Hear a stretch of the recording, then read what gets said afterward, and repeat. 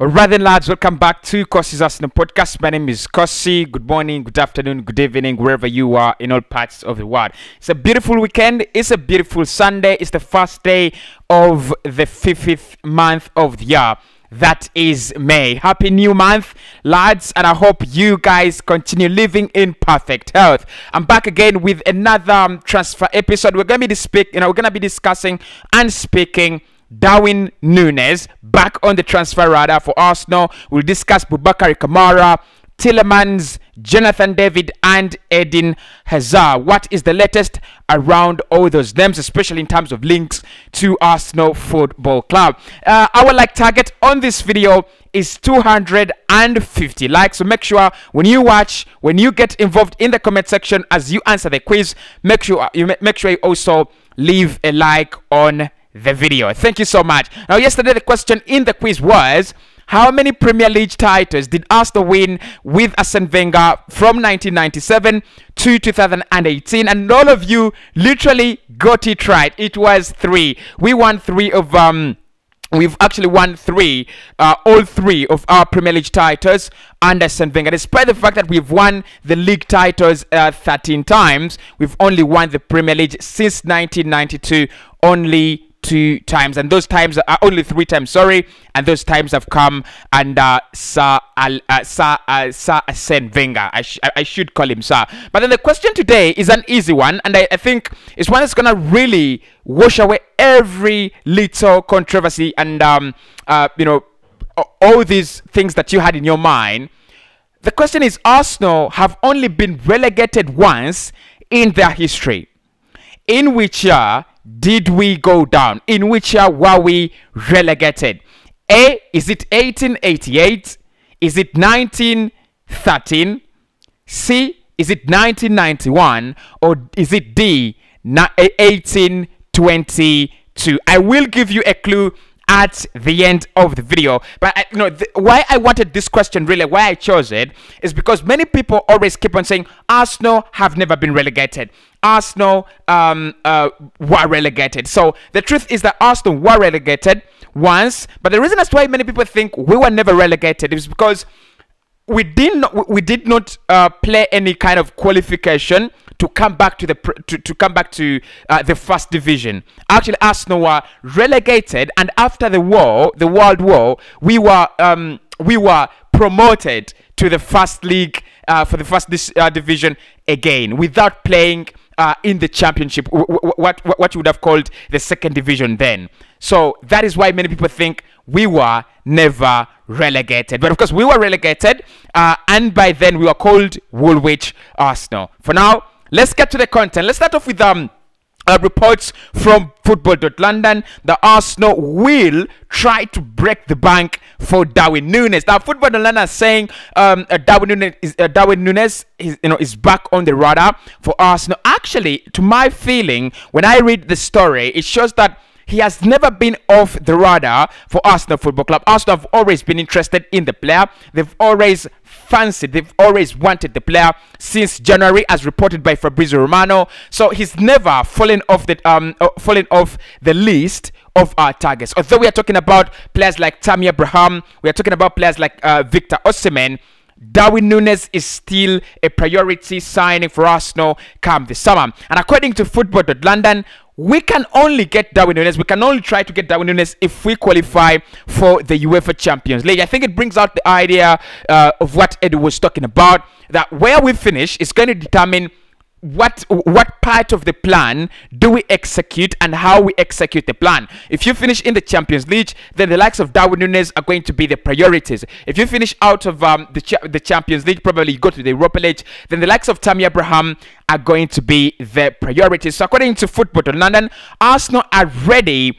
to break the bank. And what I think it's honestly true that you have to break the bank, and we have also to break our transfer record to bring in Darwin Nunez, because FC Benfica have said you have to pay at least 100 million, because what they want as Benfica, they feel the young Uruguayan striker has the potential to give to yield almost the same amount or even more than Joao Felix. That move for him to Atletico Madrid. So they are saying Darwin Nunez is either moving away, from here at 100 plus million, or there is no deal. There are also other clubs that are interested, including Eric Ten Hag's Manchester United, including Chelsea's, including Thomas Tuchel's Chelsea, and a couple of others. But what I can confirm today is that Arsenal are still very much interested in Darwin Nunez, although the rumors have been a little bit quiet. I think in the past 1 or 2 weeks, it's been a little bit quiet, but Arsenal are still tracking the player. We are still waiting to determine and see where we finish in the Premier League. Do we qualify for UCL, or do we qualify for the UEFA Europa League? The moment we qualify for UCL, the Arsenal will try to break the bank for Darwin Nunez. I mean, I need your opinions here about Darwin, because in my opinion, I think, given his age profile, 21, and the way he operates as a player, he's the best striker among all the options that we are looking at. Look, he doesn't have some abilities, but he's only a 21-year-old, and there is no 21-year-old, there is no 22-year-old that is that perfect, apart from Saka probably. But look, all of them are never perfect. I think personally, I think his link-up play is not that good. I think his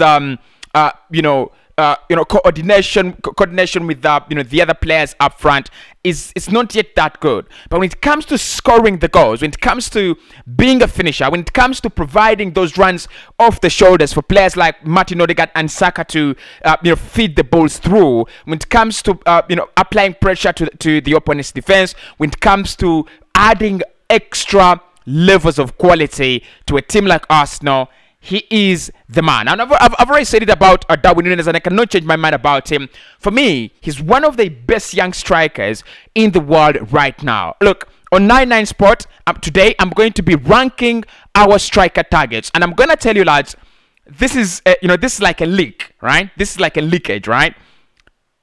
Darwin Nunez is one of the world-class strikers Arsenal are linked with. He's got the potential, but also I think he's one of those players that can become world class, but then you can also say that they're already world class. So you look at the numbers he's recording, you look at his positioning in the box, you look at whatever statistics there is for him as a striker. He's magnificent. He's absolutely magnificent. And the fact that we didn't get Dusan Vlahovic, who I think is also a top tier striker, especially in terms of potential and what he's doing at Juve and in the Italian Serie A, if Arsenal just get Darwin Nunez, that would be deal done. Marquee signing, statement signing, beautiful talent, beautiful quality, massive upgrade. What can I say about Darwin Nunez? I really love the player. I really rate him so much. We've seen him in the Champions League, and I think this is the beauty about him, and why I desperately want him to come to Arsenal. We've seen him in the Champions League against clubs where Benfica have been totally and absolutely dominated. It just needs that 1 or 2 pockets of chance to create something. Against Ajax almost had an 80% ball possession in the second leg of that UCL quarterfinal. But then I think it's a free kick, because it was a dead ball situation. I think it's a free kick. It is swung in. I don't remember who swings it in. I don't know if it's Anthony or Dusan Tadic. I'm not really sure. And Darwin Nunez just needs that. He just needs you to provide that opportunity in the penalty area, and then he's going to do something. He's going to make something happen. I think that is the beauty about him as a player. He makes things happen in the final third, and that is what we're lacking at Arsenal. We lack players that are eager and have the expertise to make things happen in the final third. So for me, lads, Darwin Nunez, no question. Break the bank, record signing, I do not care. Break the bank. I mean, wonderful signing. Instead of giving me 2 signings, you could even give me 1 signing in Darwin Nunez, and bring back Florian Balogun, and he sits on the bench. That would do. That would really do. Apart from injuries, I think he's one player who's durable, can play for you 35 games in a campaign, can play for you all the Europa League campaign, or the Champions League campaign, and he's played those big guns. He knows how to play Liverpool. He knows how to affect Ajax. He knows how to affect, the big teams, the likes of Barcelona and the others. Beautiful talent, beautiful player. So if Arsenal really want to break the bank, I cannot stop them. That is their choice, and I really 100% back them. Now, Yuri Tillemans has also been speaking about his future. And he, according to reports, he has told his representatives that apparently he would love to play in Spain rather than stay in the UEFA in the Premier League, not the UEFA Champions League. Of course, we know he wants UEFA Champions League football. United, Arsenal, Liverpool all have eyes on the player. But according to reports coming out today, he has told his representatives that his eyes are on the Spanish La Liga. Now, it's been reported that that Real Madrid are interested in the player and they could make a move in the coming weeks. It's gonna be a bargain, £25 million. But honestly, let me tell you something, lads. I love Tillemans a lot. I rate him a lot, and you know how much I love Tillemans, and you've seen me talk about Tillemans. But let me tell you something. If he went to the Spanish La Liga and played for probably Real Madrid, because for me, I feel he can replace Toni Kroos.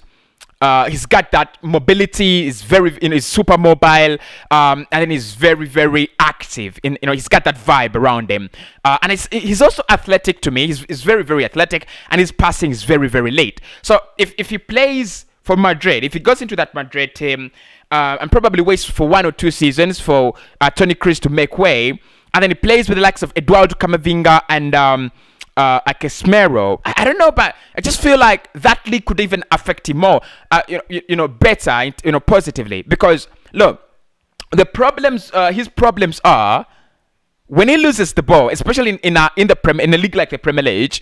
When you lose the ball, you have to react within a millisecond. If you do not do that, the ball is in the back of your net. And this season we've seen it a lot with Leicester. I also think Leicester have not been great generally in terms of holding the ball and caressing it better and keeping it better. But I also think Tillemans has got that weakness. Well, of course, we've got to think about it. He's got that weakness, and we need to talk about it. At times he's so sloppy in possession. So if he went to the Spanish La Liga, and then probably he has Casemiro and Eduardo Camavinga, besides him, or at least he has Camavinga or Casemiro behind him, he knows this is a league where it's a little bit slow as compared to the Premier League. So he's got the time, all the time he wants on the ball. But still, I'll take him 100% on Arsenal. Now, Arsenal have been linked yet again with another free agent. Beautiful midfielder, very good one, Boubacar Kamara at Marseille. Now, Boubacar Kamara was linked with Manchester United in January, and he was linked with Arsenal and Manchester United last summer. Top talent, top class talent. I think he's one of those transfers where he reminds me, which remind me of Ben Yedder. It reminds me of players like Ben Yedder. He's one of those top talents, very, very good. But then I feel like he will go to a club like Sevilla, West Ham, Newcastle, Villarreal, and everything like that. But United wanted him under Rafranic. They refused to sign him in January, and now he's going to be a free agent in the summer. I think, look, in my opinion, Arsenal need to capitalize on these opportunities, like Boubacar Kamara. One, he's going to be a free agent. He's so young. I think he's 22, 23 years of age. And if you look at the amount of work he's done with Matteo Guendouzi in that massive midfield, fabulous. Absolutely fabulous. So if Arsenal brought him in, probably you might not bring him in as a starter because, maybe Mikel wants someone, has someone in particular in his head. But the moment you bring in Boubacar Kamara, his value is going to it's going to skyrocket. Just like you saw what Juve did with Denis Zakaria. He was worth 6 million in January because his contract was running down, and then the moment his contract the moment he signed with Juve, his value is now not less than 45 million. So for me, it's the same thing with Boubacar Kamara. Very, very good situation. Get him in. His value raises to 30, and it can give you that kind of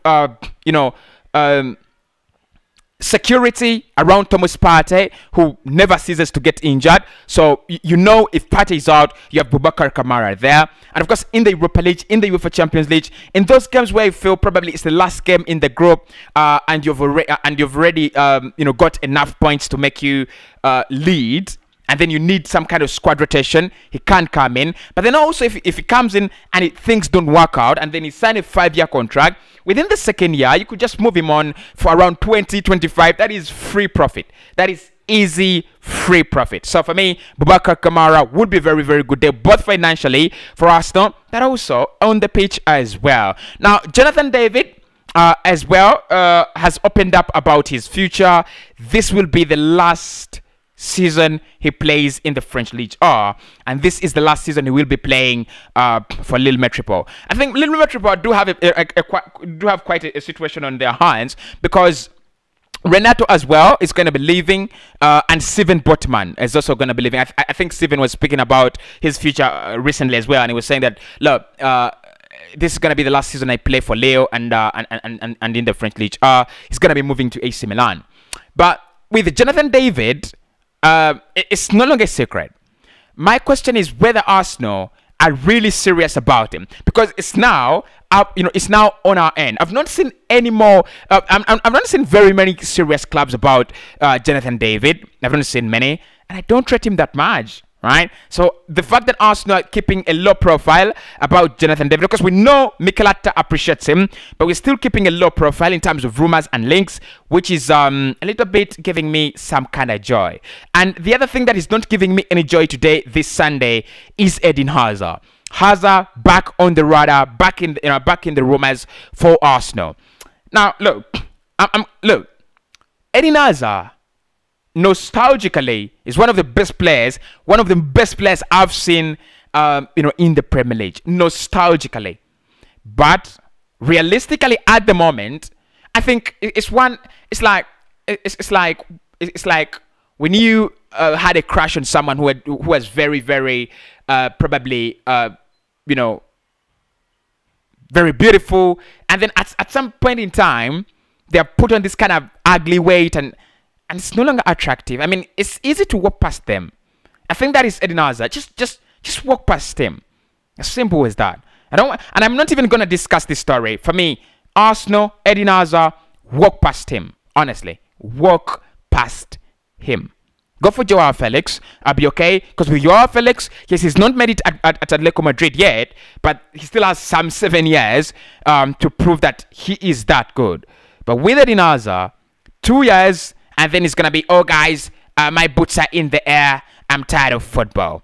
Right, so that is it, that is in the large for today. The question for the quiz today is, Arsenal have only been relegated once in their history.